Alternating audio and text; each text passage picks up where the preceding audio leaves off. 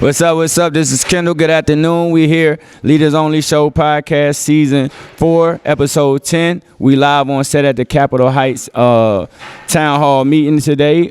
We coming live streaming from Capitol Heights. Today we have an excellent show, man. We ask that you like, share, subscribe, click the bell. Have a watch party. If you miss us on our live streaming act, you can always hit pound replay in the comments section to give us any of your input, anything, any titles, any subjects, any ideas, any problems, trouble. And if you know anybody that's struggling, doing any type of harm to themselves, you see any triggers, signs, or anything of that nature, we always have our own emergency line, 988. Don't hesitate or be late. But till then, we're going to dive right into the show. And so I'm going to hand it over to the chief so he can introduce our guests here on the panel. Good evening, everyone. Good evening. I want to thank you all for coming. This is our first public safety conversation event. And I think it's important, particularly in this time that we find ourselves in today. As you look at my panel here, you have a collage of different chiefs from different organizations as well as representation from MPD. And I want to thank them all for coming because we see things one way in Capitol Heights, right? Yes, sir. Capitol Heights is, I want to use like we were small, we're a small family. You know, we kind of know everyone, but the District Heights is my cousin. And that is Chief Tarpley. And then of course, I got my brother over here from Fairmont Heights. Chief Moore. And then I got Glenn Arden. Chief Brian. Don't employ him. Also, I haven't seen him in a while, so I'm going to pronounce his name right. Cap Branch. Yes. 6D. Yeah. 6D. Yeah. All right. 6D is our neighbor. Yeah. They're pushing all their crime over to our neighborhood. He ain't doing it, but you know. It's like you just hurrying in with the police cars. And I also want to congratulate and thank the Cat Commando, Major C. You know, he's got promoted. He's just got out of the FBI Academy. He's now the new commander of Division 8 from Prince George's County. And you know, we have a great working relationship with all our partners, but particularly County and Division 8. So I want to thank you for coming. Say good evening to everyone who's in attendance tonight. It's a joy to see you because not just this municipality, whether it comes to voting or anything else, we do not have full participation. We do have 5,000 residents, and I would say we have of the 5,000, considering your youth and so forth, we have over 3,000 registered voters, yet in local elections, if we break 400 or 500, we're doing well. We do better in gubernatorial and presidential, but not well in local elections. You need to vote to make your voice heard. Eventually, we will get to 24-hour policing, but we have to work on the budget. We have to try to annex more properties in this town. All those things are paramount to increase the spending base for our residency. This administration, I'm not going to pitch, but this administration is strongly, I'm into economic development, let me just put it like that. But we are strongly concerned about so many other things. And so this is only one of many. We have had one town hall meeting. We maybe got 20 people. We will have others so you can voice your opinion on not just the safety, but other issues in this town. If you don't raise your voice, you will never be heard. You cannot just complain because something affects you at that moment. You have to think of your neighbors. You have to think of your children. You have to think of your friends. You have to get out there and lobby for everything. You have to bring more money in this town to get us better safety. You have to be heard at these legislative meetings to get this town recognized. Because if you don't fight, you can't expect others to fight for you. But I'm just going to say in closing, it used to be it only takes a village to do better with a child or with your neighbor. You got to get past that village mentality. It takes something on a senior legislative. If you don't get that legislative action, you're not going to make change. And how you make change is you get out there and make your voices heard. So thank you all for coming here tonight. Thank you for what you're doing. And thank you for all of our police guests. Thank you. And thank the residents. I wanted to give the mic to County Council, District 7, Crystal Ida.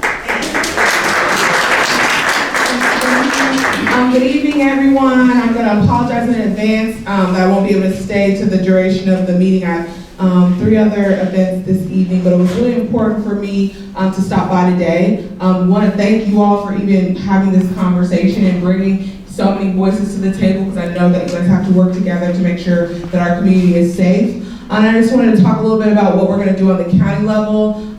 We've heard loud and clear that public safety is a top priority.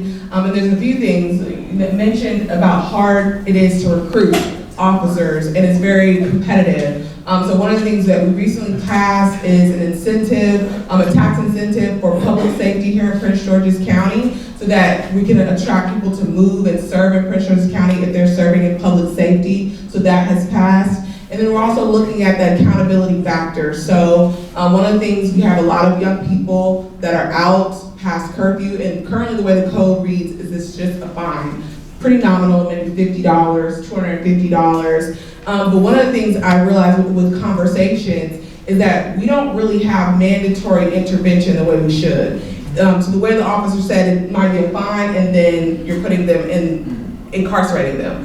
What are we doing in the middle to catch them before we see them carjacking and committing crimes? And so one of the pieces of legislation I'm going to try to move or partner with is mandatory community service for fines, and then also having it including their parent as well. One idea is the parent and the child working together to serve the community.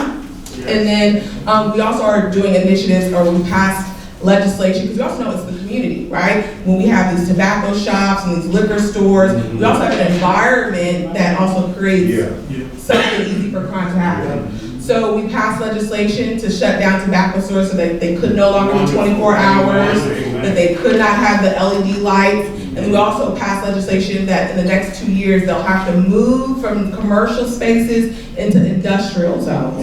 So we want everyone, if you see these tobacco stores open past 8 o'clock, report them to 311. Report to our office, let us know so that we can crack down on them. To make sure that they're following the rules. And I'm also looking to pass legislation, because another issue is that they get a fine, and they get another fine, and it's no accountability to it. And so the goal is to say if you get an X amount of violations, you lose your permit, period. And so this is where I'm gonna need your support, because the industry is not gonna wanna see legislation like this passed. And so I'm going to be putting out information to the community and the cities for you guys to say, we want this. We want to make sure that our communities deserve better than what we're getting. We don't want these tobacco stores, liquor stores. Now they're bringing the cannabis shops and dispensaries. So the legislation that we tried to move to stop them to come into commercial spaces, it failed. And so I want all of you to know we're going to reintroduce the legislation, but we need 6 votes to do it. And so putting pressure on these other council members to say, we don't want this in our communities, and just because you want it in commercial spaces, because we understand that in Bowie and Laurel, it'll look different than in Capitol Heights and Sea Pleasant and District Heights. What they're gonna get and what we're gonna get are not the same. And so we shouldn't pretend that we're all gonna be treated the same, because it's not true. So I have flyers. Kenneth, raise your hand. He's in my office in the back. So he has flyers that he can give you all to reach out to my office. But I'm just thankful for the partnership that I have with the city. I'm thankful for all the work that you're doing, and I'm looking forward to working with you. And I have a couple of questions, but I'll email you guys since I have to. Thank you.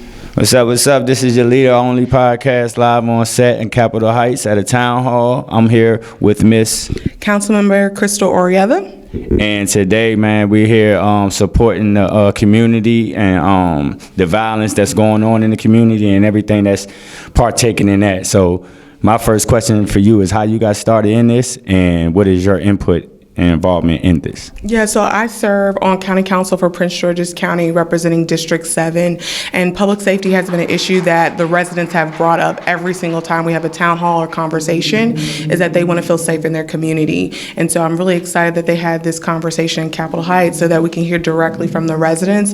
One, what are your concerns? And then what are the solutions that you think we could be doing better? And then also learn about what all the different police departments are doing right now to crack down on this issue. But it's important what the chief mentioned is that there's a notion that crime in general is up across the board, but it really isn't. When we talk about violent crimes, homicides, that is down. And so we want to note that in our community. But we are having an issue specifically with juveniles around carjacking. And so that's a deeper issue that we have to look at. Yes, and yes, it is going on across the world, but mainly in the DMV area, car theft is definitely up.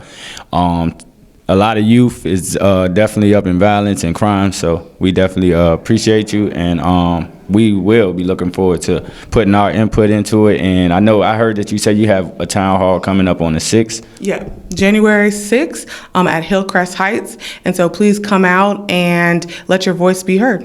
Okay, and we appreciate you, and just let us know where we can contact you and where we can find you at. Yeah, so Council District 7 at co.pg.md.us is the website, and you can follow me at Councilmember KO. Appreciate that. We're looking forward to being there, and we appreciate you. Thank you. Non-black cars are parked in these parking spaces that's reserved for handicapped people, and I noticed, no police ever come by except at my Where is this at? Well, we live at 622 Capitol Heights Boulevard, Capitol Heights, Maryland, and in the evening and on weekends, normally the cars don't have pipes on them, and we drive down on I think Central Avenue, the new Central Avenue also. People are parked in the handicapped places. They don't have pipes on those either. Well, you know what? Thank you for bringing that to our attention. The commander of police operations, patrol operations is standing right here. We do hear you, and you will see more enforcement. And I'll add, if you see it, call us. Call us. I called. I made about maybe 6 calls. And, Really? You call 911? no, I called the police department.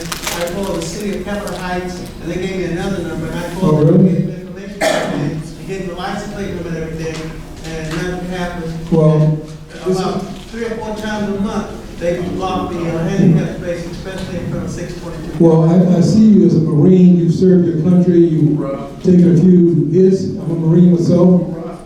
Deputy Chief will address that. You a Marine also? Yeah, that's all right for a reason. Deputy Chief will get your contact. All right, this is Kendall. We back, Leaders Only Podcast, live on site in Capitol Heights at the town hall. I'm here with the officer. Hello, this is Major Singh. I'm the commander of Division 8, Prince George's County Police Department, and I'm assigned to the patrol as well as the investigative component for the division. Okay, I appreciate that, sir. So my question is for you, as we asked in the town hall about the violence and things, the crime and other things that's going on in the community, we asked that what y'all input would be on the corrections or what we can do as a union to make it better. We need more of what's happening today, community and the police side of it coming together. Police has never traditionally done the job alone, and in the future it hasn't changed. We cannot operate without community's assistance. So we need an open dialogue. Police needs to be more visible in community meetings. One thing I will mention is though, and this is my first time attending this meeting, one thing I've seen is typically you get a lot of participation, but you see the same faces over and over. Mm-hmm. And I have nothing against it. What I will encourage community members is next time, be responsible to bring another person to join them. Right. Imagine if every single one of the attendees today brought in another person next time. Right. Now the message is now multiplying. It's going to, they're taking the message back. We're getting more questions, we're getting more input, we're getting more ideas. That's how we make things better. Yeah. But also, I believe in stating the facts. Accountability is a huge part of it as well. When somebody has committed a crime, he or she needs to be held accountable for the crime that's committed. That goes without saying. Yes, sir. Yes, sir. Right. Totally agree, man. We appreciate you, officer. And we're going to do our best to do our part, and we appreciate y'all, and we absolutely trusting y'all to do y'all part. And here's how old are you? I know it's I'm 37. so we need to see more of that. You Yes, know, sir. people in the Yes, sir. 30s and next time hopefully in the 20s. We need to bring youth into it as well. Yes, sir. Yes, sir. I agree. And it starts in the house, man. That's what our saying is. That's what we preach. Before it even gets to y'all, it starts in the house, man. So practice what you preach, get some discipline, and take accountability. Yeah. Appreciate you. Keep up the good work. Thank you. 537 Opus Avenue. 537. Yeah, that's where I live. Okay. I'm talking about the whole street. The whole Opus. It's a 25-mile speed limit. And you never see a police or nothing. If somebody wrote a ticket once in a while, maybe the people, around 8 o'clock in the Did you morning. take a shot? speed through, And 3 or 4 all the time and speed through. Well, It's like it's 40 miles. that is a great, And you never see a police. you know what? And we pay taxes. And you know what? We pay taxes. I am so glad to hear you express your thoughts in this space. What the community is about to encounter, sorry to make a student come up for a second. Come on up here for a second, sorry to make a student. What the town is about to encounter is called the Dragon Cam. The Dragon camera is a very high-tech camera that we're going to be using shortly and starting in January. So it's just a laser camera. We're going to try to capture the violators in maybe 7 roads in Capitol Heights. Have you couple streets in Capitol Heights, but you guys are not really going to know that where we are because most of these vehicles are going to be inside their own cruisers. And the only way you're going to find that when you receive the ticket in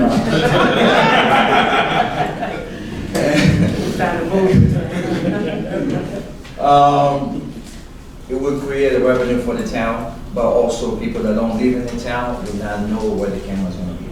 And those are the people that we're targeting. We're not targeting our citizens. We're targeting the outsider that come here, create crimes, and go back home.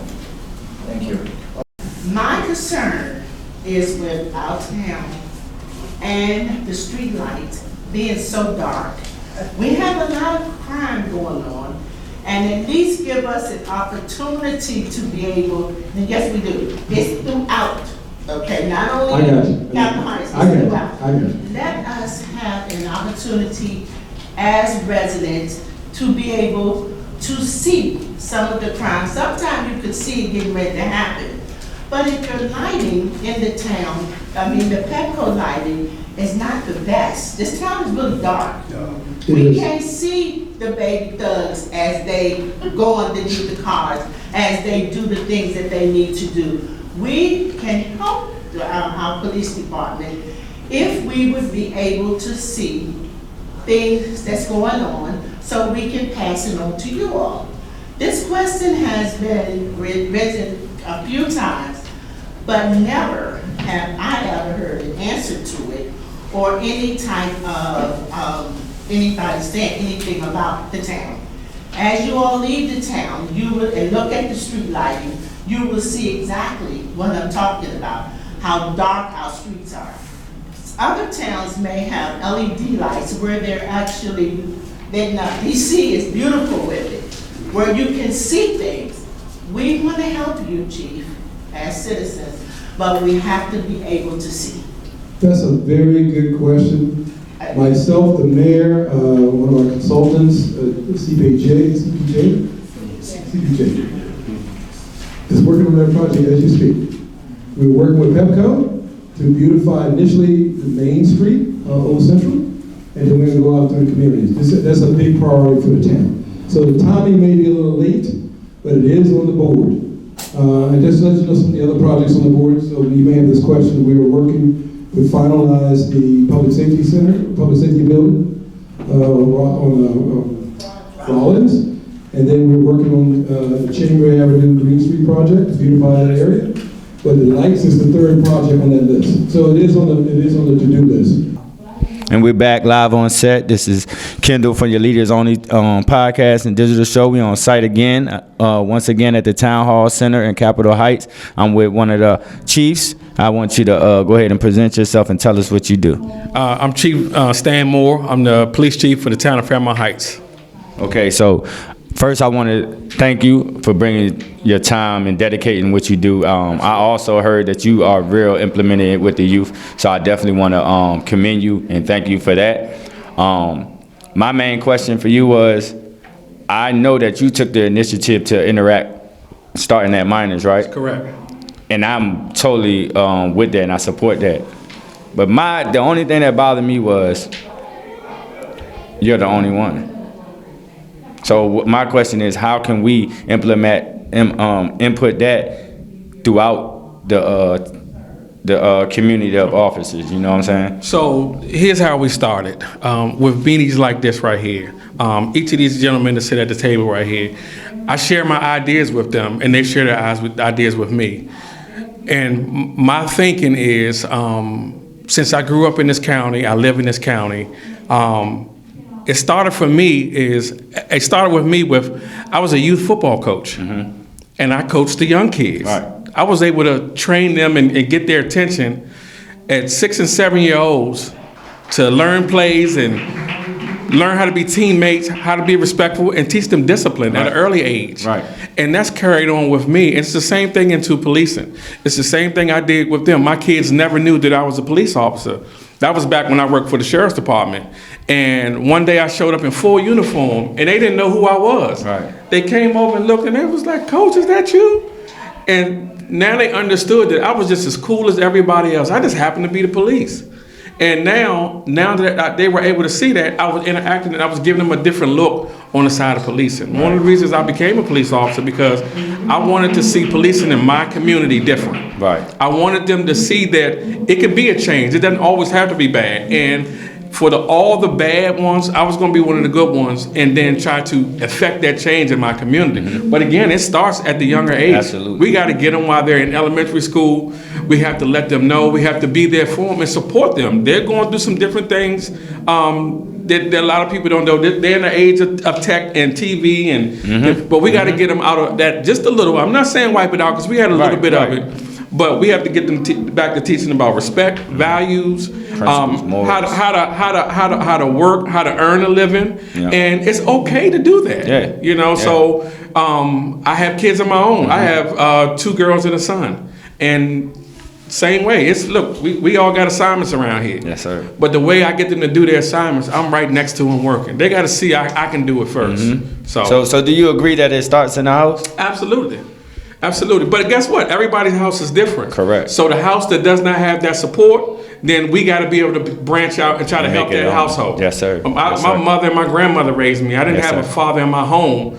Even though I knew my father, he just wasn't a part of my life at my younger age. Right. But I had football. I had a football coach. Yeah. Through all my youth. So that's to the high thing, school. man. Like getting together as a union, man. Everybody, it's called a union parenting. You know what I'm saying? So that's what we practice. That's what we preach, man. And I appreciate you, like tremendously appreciate you with your input and how you take dedication out towards your community. Thank you very much. Appreciate I appreciate you, it. Thank you. Thank you. Thank y'all for the interview. I have one more question. I noticed lately, and see the residents not here, but they're walking to me when I'm walking my dog. But we have had an increase in car thefts, stolen tags, stolen handicap tags out of the car. Yes. And, you know, people say, lock your door, put a lock on it. My neighbor came out just to haul me down and told me, look at her car. She has a bar on her car, and they still try to break in her car because the door handle is missing. Right. So what are we doing, or what else can residents do to kind of help the police, we help each other eliminate some of this car theft, because it's really getting out of hand. And if I'm not mistaken, I think we had 2 last week in our neighborhood, 2 or 3 in our neighborhood. And one was in broad daylight, 8 o'clock in the morning. And we captured it on a ring camera and the guy waved. Do you have neighbors watch every They wave at the ring camera. Yeah, that was the third thing I was gonna ask, if we can, as a community, come up with neighborhood watch and have captains on certain streets or blocks or whatever. We're not asking them to be the police, but No, to these are ears and eyes. have eyes and ears to see, you know, what's going on. Neighborhood watch is a great way to kind of be eyes and ears to mitigate crime. I've been resident in the town of Capitol Heights for close to 50 years. All right. And the biggest outstanding problem that I've had was I was listening to the lady that was talking about the lights. And as far as I'm concerned, she hit the nail on the head. Yes, sir. Mainly because I had a 15-passenger van. My van was parked out in front of my way, but I wasn't at home. The whoever or whatever happened occurred sometime between, let's say, 10 o'clock at night and 2 o'clock in the morning. Briefly, that's when my catalytic converter was sawed out from under the truck. I did report it to the police department. I got some information from them, and then I went down to the main station. I forget exactly where it was, but they guided me to what my next step would be. Right. My point was the lights were not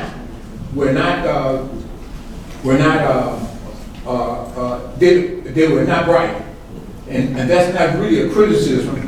The light. It is what it is, right? Yeah, the lights were on, especially the street lights were on, but the challenge was they simply weren't bright enough. And my problem with that was that you could just walk past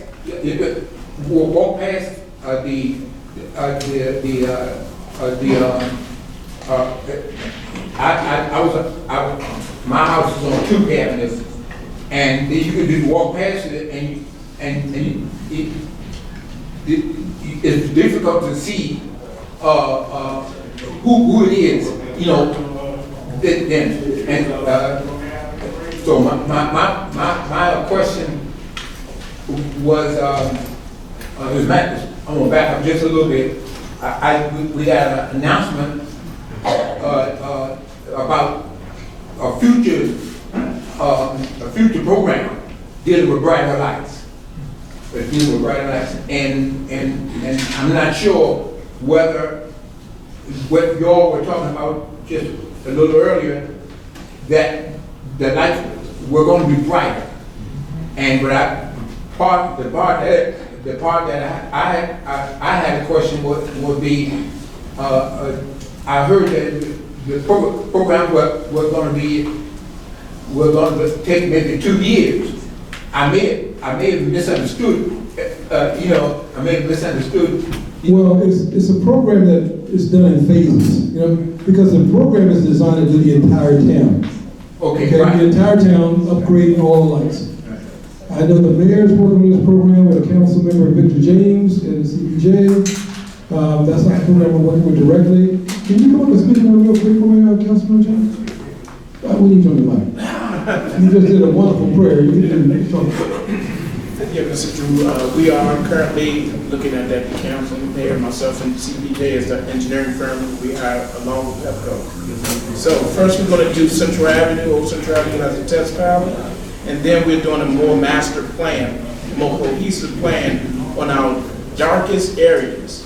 We're going to work on brightening those up first, and then we're going to work on the street that already have those, but upgrading those. Because to your point, this town is dark. So we are aware of it, and we do have it on the table to improve that.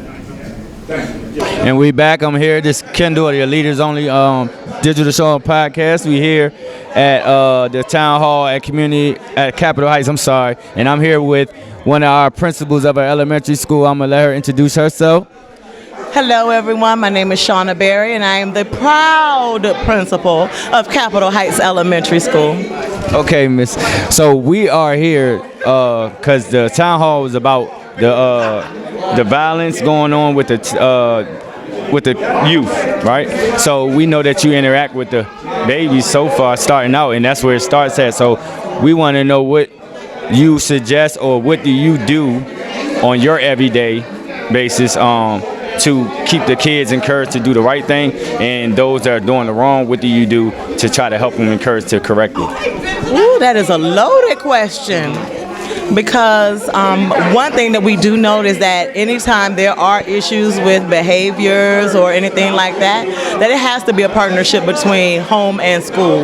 Like sometimes parents don't have resources or they don't know what to do. So it takes all of us coming to the table and putting our heads together to figure out what is going to be the right thing for that particular child. Because there is no, unfortunately, they don't come with instruction manuals or reset buttons. So we have to figure out what works for them in that moment and make it happen. And that might mean finding resources outside of the school. And a lot of times that's exactly what it means, because whereas there are some schools that are community schools, or they might be Title I, meaning that they get these additional funding, we don't have that.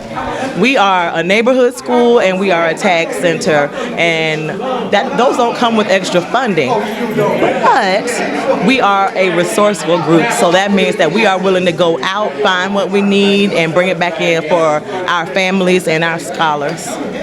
That's awesome. And my second question is, when you come up with your ideas or what your strategy is, right? What do you do to outreach to other schools? To your other principals? You know what I'm saying? So that is a huge thing, because again, the more heads around something, the better. Because some of these issues can be quite big. So I actually have some really good principal friends, Tracy Smith Walters at District Heights. So we do things where we partner together, and just anybody in Doswell Brooks, which is right up the street, that principal is actually my mentor. So anything that we can do, number one, if I'm stumped on it, I'm going to reach out to them and then see what additional ideas they might have, what resources they might have that they might be willing to share with us. I'm reaching out to parents. I am reaching out to, I've had Deputy Chief come up and talk to students before, because you know, sometimes sometimes this voice gets a little different reaction than that voice. Right. So you know, and not even a scared straight, because for the most part they're little ones, and they don't necessarily need to be that, but to have just, because some of them don't have that authoritative figure. So he and some of his office have been more than willing to come up on numerous occasions to just come and talk to the kids. And just maybe even just walking around the parking lot with them. Right. Oh man, so we appreciate that. I just want to say, from the Leaders Only show, we appreciate you. We know that you work early mornings and you still showed up to the event and put your input in, and it's definitely well needed and very appreciated. So we appreciate you. This is the Leaders Only digital show podcast. We're on site at the Capitol Heights Town Hall Center, and we appreciate you again. Of course, my pleasure. Anytime. I live on Lawrence and Fairfoot Way. Fairfoot, okay. Yeah. My concern is speed bumps on Robbins. We have a lot of draggers. Drag racing? Yeah, you know, at 10, 11 o'clock at night. Right on the speed bumps, huh? And I see a lot of speed bumps in the area in this Capitol Heights, because I ride around a lot, and I see speed bumps everywhere, but there's no speed bumps on Rollins. So, Sure. no, I'm sorry, not Rollins, but Dennis. Dennis Drive, I'm sorry. Oh, you're on the list? So, The London list? I've been living there since 2016. I bought my house since 2016. Yeah. and nobody said that have nothing been done about speed bumps. Well- So my concern is because, see, I have these kids that gets on the bus at the edge of my house. Right. Okay, I just had a little issue with that, but that's okay. But my concern is, in the morning time, they just all over the place, so the speed bumps are needed right there. Well, Denise Drive is on the list as well. Here's the thing, we want to change behavior, right? A lot of people that are speeding on Denise live in Underwoods, right? The cameras. I don't know. Well, that is a fact. I've talked to several residents in Underwoods about this issue specifically. That's one of the reasons we got the Dragon Camp, because not only do we have this problem on Denise, we have it on Highview. It just started during the pandemic, you know, it's like after the pandemic, during the Right, pandemic, right. that's when it's. Well, I also saw when the Dodge Charger was created, everybody was crazy. But one of the reasons we got the mobile unit was because of these specific complaints that we're having in London Woods, Windsor Valley, Mentor, some of these other spaces. Even spaces like Tuning and Chambers. Folks, look, nobody wants to slow down anymore. You know, it isn't just unique to Capitol Heights. Nobody wants to act like they got some common sense. We are listening and we're creating strategies. These strategies take time because it requires legal legislation. We got the ordinance through this past Monday, but this process took about 8 months. So is this part of HOA or is? No, this is police. The police. This is police. The Taylor Capitol Heights Police Department, and that nice little ticket that's gonna come to them when they're going down the street like Well, a it's not bat. the speed bumps, what you call it, the. I see you, Councilmember. Yeah, that's right. Okay. Yeah, the Dragon Camp is going to hopefully be a big impact, particularly in the London Woods and Woods Valley space, because it's really tight. Some of your questions about the speed bumps. We have done a study on it. Right now, we've been in discussion, because there's a thing, do you get the speed bumps or the speed humps? And as a council, we haven't decided which one we're gonna go with. Am I correct? So, don't think it's just happening in your area, because it happens over in the old section. But where you do see the speed bumps, that is greater Capitol Heights. It's not within the incorporated town of Capitol Heights. So we are looking into that. We know it's a problem, but I think you all are gonna have to understand that there's process and there's procedures and it takes time. But trust me, I'm a resident. I have grandkids in the town, that it is a concern of ours as well. We are actually working on it. It also takes money. It takes money, which we are trying to get money, trying to apply for grants and different things, okay? But again, as you can see even tonight, we can't get our residents to come out. We need our residents to buy into what we are trying to do to help this town to grow and be a better town. But without y'all, we can't. So we need y'all to come out more to our meetings on second and fourth Mondays. And if you can't come out physically, get online. You can do it via Zoom. Get online so you can hear what we are actually doing, and you get a chance online to either type your question or your concerns in, or you can speak. And you know, like the old saying said, we can't fix what we don't know is broken. So until you all come out and engage in with us. I just want to say thank you to all the residents who came out and listened, had questions. And like I said, if you have additional questions, there's a piece of paper you can fill out, and our police department will gladly answer your questions. Again, thank you so much for coming out. And this is the first of many. So we plan to have more of these to come in the year. Hopefully maybe one every quarter or maybe two every year. We don't know. And so I just thanks for coming out. Thank you. And we appreciate y'all for today for our show, man. In closing, man, we always are live streaming at 2:30 Sunday, every Sunday at 2:30 Eastern time. We ask that you always like, comment, subscribe, click the channel, Click the bell, subscribe. If you got anything that you want to get in contact us with, our email is leadersonly22@gmail.com. You can reach me at Kendall Touches on IG, the mental health chef.com for bro. Safe travels for bro. He missed the show today, but he was here in spirit, and we appreciate him. The show brought to you by What a Change Mentoring Inc. and Tone Drones TV. We was live on set. We like to thank Councilmember Chu. We just like to thank everybody that was had an input with this town hall today in this community, man. Appreciate you.